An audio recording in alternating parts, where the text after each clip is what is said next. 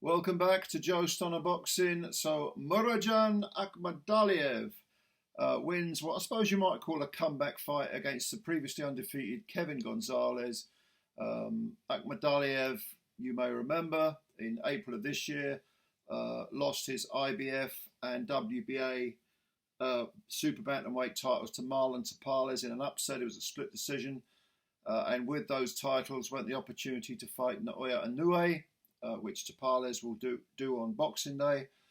But Akhmadaliev, he is now 12 wins with 9 KOs, one defeat to Tapales.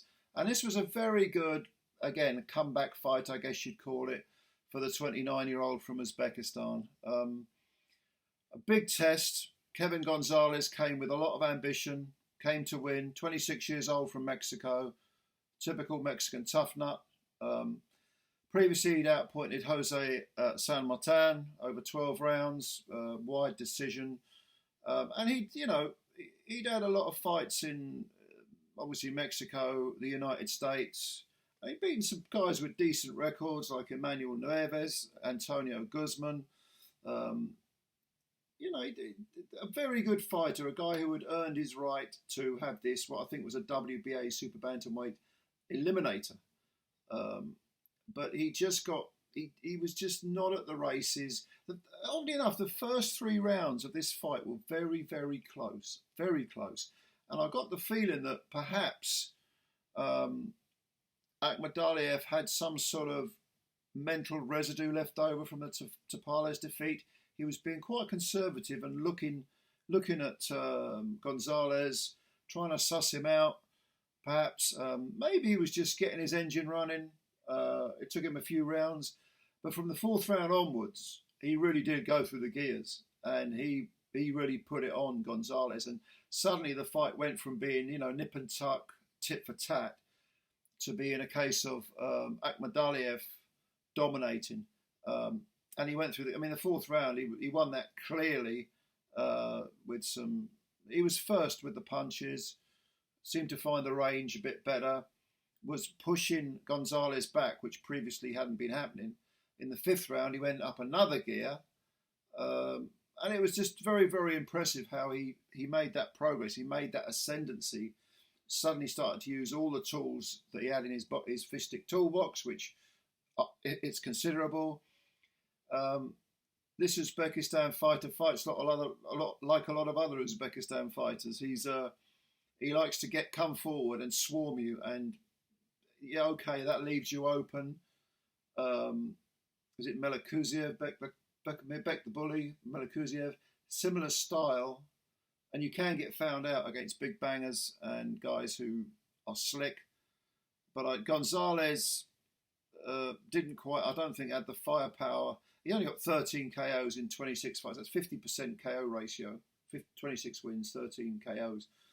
But I don't think he had enough pop to sort of keep Akhmadaliev honest. And in the 6th round, it was the 6th round, Akhmadaliev scored a breakthrough, floored Gonzalez. It was one of those punches, because strange enough, Gonzalez was coming forward and putting the heat on Akhmadaliev, and he just got tagged.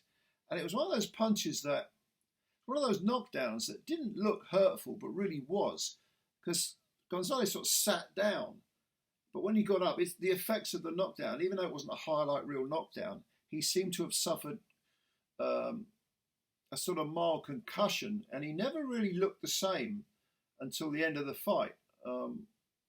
In fact, Barry Jones, who was on the DAZN commentary, was saying they should pull him out after the 6th round. They didn't. They allowed him to continue, and Akhmadaliev carried on beating him up, basically. Because this wasn't just a beating. He didn't just beat him, he beat him up. In the 7th round, it was more of the same. Gonzalez stayed on his feet, but was second best and last in the exchange, or should we say, second best. Was landing his punches. If he landed any punches, they were sort of negligible. Akhmadaliev was first to the punch and last in the exchanges, and the writing was definitely on the wall. He was allowed out for the 8th round. They almost pulled him out. He cleared a very badly broken nose, Gonzalez, I'm talking about now. Very badly, very protruding nose. I think the ref had a look at him, doctor had a look at him.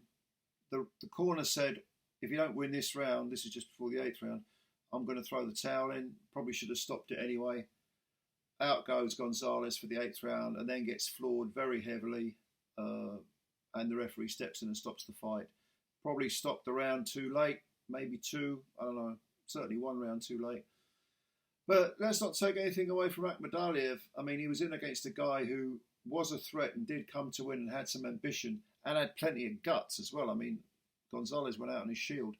But Akhmadaliev, after the Tapales defeat, which psychologically, you know, when you think he lost his titles and the chance to fight Inoue, that could have preyed on his mind, but he didn't allow it to.